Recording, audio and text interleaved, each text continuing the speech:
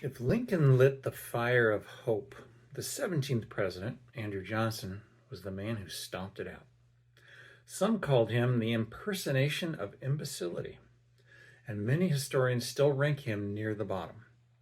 Hi, I'm Papa G, sharing how our presidents tried and sometimes failed to stitch the nation back together. Johnson had once been a tailor, but when he took the needle to the torn fabric of the Union, he left the seams gaping. His presidency started on the wrong foot.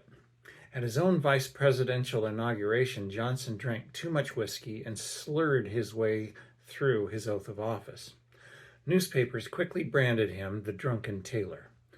When Lincoln was assassinated weeks later, that same Tailor was suddenly commander-in-chief. Johnson's loyalties were complicated.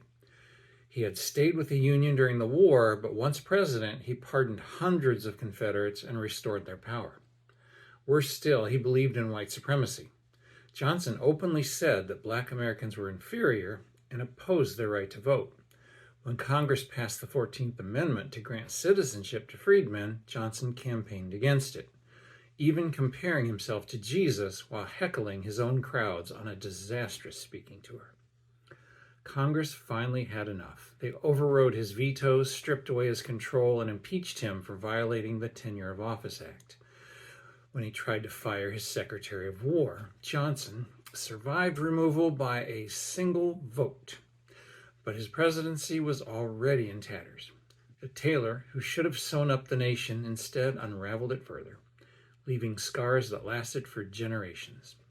Next time, the 18th president, Ulysses S. Grant, the general who saved the Union on the battlefield and now had to save it from his predecessor's wreckage.